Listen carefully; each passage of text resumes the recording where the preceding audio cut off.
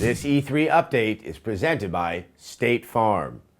All right, day one of E3 show floor being open has pretty much come to a close.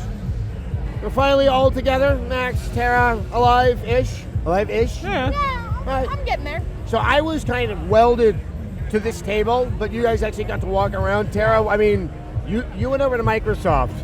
How was the mood there? Well, I went to a big behind closed door session, so it was a little bit more of a curated audience. There were a lot of people there who just sort of wanted to see these games that we haven't really heard much about. We've just seen glimpses of. I was able to check out Quantum Break, which is kind of a question mark, you know, like, what is this game? Yeah, I did not understand what I was looking at the press conference. We were supposed to have them to our stage. Something happened in scheduling. We don't. Can you explain this game to me? Yes, please? So it's very interesting. Remedy's trying a couple new things here. First of all, they have the game and then they have a live action TV show that's integrated with the game, but the TV show does not air on television. It comes shipped with the game.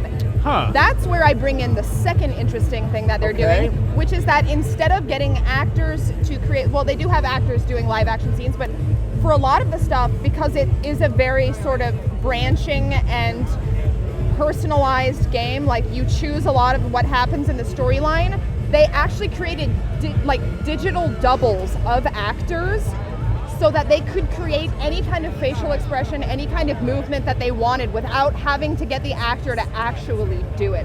I feel like that's going to be the future of video games, because it's like, why pay an actor to do something? So is it just kind of pure narrative? Is there actual traditional gameplay in this? What the hell is the game about, Tara? So the game is it's like a time travel mystery. That's how they described it to us. And they sort of purported it as like, we're Remedy. We're good at we're really good at two things: interactive storytelling from Alan Wake and cinematic gunplay from Max Payne. And so Quantum Break is like a combination of both of those. Okay, but there is gunplay. There is gunplay. We didn't see a single second of that in our preview. They only showed us the time manipulation, because your character can manipulate time, and sort of, it's very, very open-ended. It's not like there's a correct solution for doing something. It's like you can do, it sounds like a ton of different things, and everything that you do will affect the story in a very real way. So it's like, it looks like Touch of Heavy Rain, but then there's actual traditional game, even though they didn't. This must have been one hell of a demo. Honestly, I'm honestly just as confused as when I got in there. One interesting thing that they did say is that it seems to be episodic. So that Quantum Break, what they're releasing as Quantum Break now, is actually going to be Quantum Break Season 1. Okay, this sounds like a fairly good idea, because Remedy is notoriously slow at getting games out, as Alan Wake definitely demonstrated. But this seems to be, a lot of the stuff they were seeing out of Microsoft, they're doing something very non-traditional. That's already happening with Killer Instinct. We'll get to Ryse in a moment. That seems like it's a normal, more traditional game. You were over at Sony. Anything stand out to you there? Were you seeing episodic games where you are breaking time and not seeing the shooting? Not so much. I mean, I got to see a demo of Infamous, which you can destroy a lot of things in that game. It is a very destructible game. It is the ultimate teenager simulator. You got your denim vest. Is it different than Infamous 1 and 2, or? From what I could gather, I mean, it's a step forward. It's definitely also a good place to get on board if you weren't into Infamous previously. It's a new character. It takes place 7 years after the previous games. I mean, it's staying in the same universe, but it's a totally new setting. And they're like, hey, you want to destroy Seattle? Young man in the knit cap and the torn up jeans? Well, guess what? Now you can. So it's kind of using a more powerful console to deliver on the promises that couldn't really be accomplished in the original Infamous. It was a game that I absolutely love, but yeah, the level of destruction could not be handled. I don't remember being this impressed with the previous Infamous game. All right. Well, that's a good way of putting it. One of the demos, actually the one that I really enjoy having right here, was talking to Joe Staten from Bungie about Destiny. That, you know, when they did the demo last night at the Sony press conference, there was that small part of me where it's like, okay, this is really pretty, and I know Bungie knows how to make a shooter, but it was like, Borderlands? Maybe a little bit. And once again, I'm having to take him at his word, but I've known him long enough, and it's Bungie, so I'm going to give them some benefit of the doubt. This really is like MMO, easy to play with friends. You can go solo, and that it's just some. I'm so mad you got to see that massive world. I really want that game. I know, I couldn't get into it. I saw Skylanders just fine, but I couldn't get into the Destiny screening.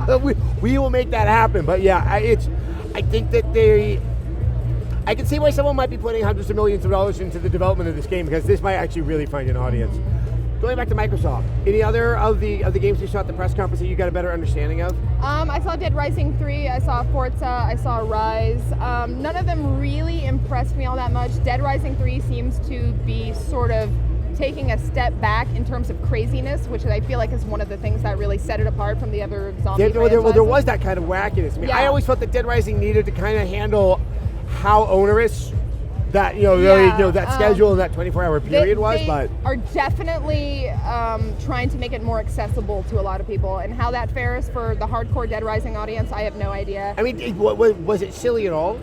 It still has some sense of humor. It seems like a lot of that humor is now customizable, so you can like wear crazy outfits if you want, but the default is going to be relatively normal. Well, they never show off the crazy stuff in games like that. They don't, which I feel like they should. I just like, you can customize your humor. Yeah. It's a very brown game, I will say that much. Oh, really? I also saw Ryse, which is something that I was sort of expecting to hate.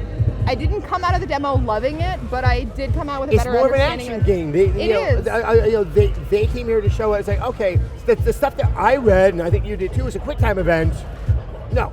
There is hack and slash. There's some more like finisher, something that you sort of add into the combat. I was going in fully expecting this to be like a crazy Kinect title, and it seems like the Kinect has really been toned down. A lot of it is just voice control now. There are some small gestures in there, but for the most part, it is a very bare bones combat game, and it's going to be for people who like really cinematic action games, I think, like maybe God of War fans or something. Oh, really? Like Where'd you get that? Yeah. I couldn't get that at all. I mean, I thought it was skirts. I meant men in like the leather. Yeah. I don't know what those things are called. Do you wish there was a playable body wash commercial for pros like you?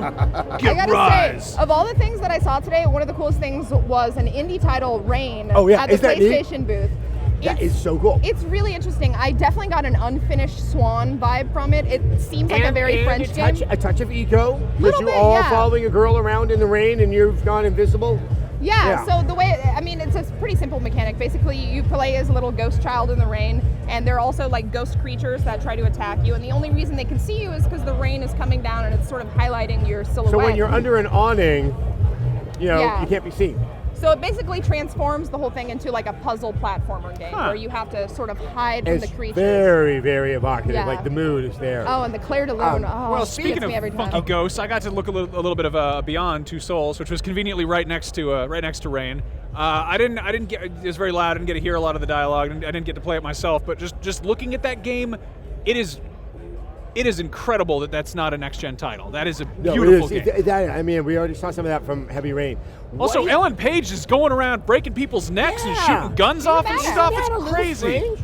What is going on? Because last year it was like, hey, I got a ghost and I'm having an adventure. Yeah. And now it's like, I'm a secret agent in Somalia and I'm messing some people up. It's really strange. That's all I can say. Now, you guys also got to go to Nintendo this morning. Yes. After the Nintendo Direct. What was that like? I wish I didn't wake up at 5:30 in the morning to watch the Nintendo Direct. I will say, you know what? Of all the fans here, Nintendo fans are by far the best. They are the most enthusiastic about everything. They had some really good announcements there. Obviously, Super Smash Bros. 4, which a ton of people are excited about. They did announce a new fighter for that, which is the Wii Fit Trainer lady. Good, because that's what I need to see. Yes, it was actually kind of awesome. I'm so happy they're getting a little bit weird. It's so nice to see weirdness in games. Weird or desperate, either way. When are these games coming out? We know we're getting Pikmin 3 in August. That's kind of a done deal. But you get any sense? I mean, that's where the issue is with Nintendo right now. So we know this game's in development. No details on release dates for any of them. And we saw there is the new Mario game from the Galaxy team, but it sounds like it's kind of. It's more of a play off of the 3DS game, which was a wonderful, wonderful game. Yeah, I mean, that's really fun. Honestly, it's very similar to the Galaxy series, I would say. Yeah, there's a new cat suit. So you can be a cat. Be a cat. Adam, and you can be a cat. Climb up walls and scratch people, which is really cute. I can get behind that. Yeah, it's cute. It's cute. And then was the Wind Waker remake? presented there? Oh, that was I didn't get a chance to play with that. We didn't see that, but they did talk about it a little bit. They said that it's not just a graphical upgrade. There are some control scheme changes. You'll also be able to ride your Wind Waker faster. So Well, yeah, for people the with busy scheme changes, schedules. Just got this silly pad that you're holding it with. Nintendo's event is a little bit like a kid's birthday party, and everybody wants to play Pin the Tail on the Donkey, but not everybody can play Pin the Tail on the Donkey because there's kind of a line. I got to play Yoshi's Island. Okay. I mean, I'm a big fan of that game, and going into that, you know, a lot of people are kind of scared off by the fact that it doesn't look like the old cutesy cutout. Right, you know? right. And, you know, that's what set it apart back in the day. And this new one, I think they did it for the sake of the 3D, which I will say does look very pretty, and there still is a certain hand-drawn element to it. Gameplay-wise, it's very familiar. Yeah. Feels a little bit different. Doesn't feel quite as snappy as I used to, and I've replayed that game pretty recently. The big addition, I love that literally the big addition is that there are now big eggs. So you can eat like a giant Shy Guy and then crap out a giant egg, which will then take out parts of the environment. But That's phenomenal. I mean, Yeah. yes, I think that's good for the weirdness. I think my takeaway, and I only have a cursory understanding of what was sort of announced and what's going to be made available. A lot of people think they're playing it too safe. I do not fault Nintendo for that in the least. But the games that seem to have been shown here, most of them should already be available on the Wii U. This is the very thing that this lack of software for this system.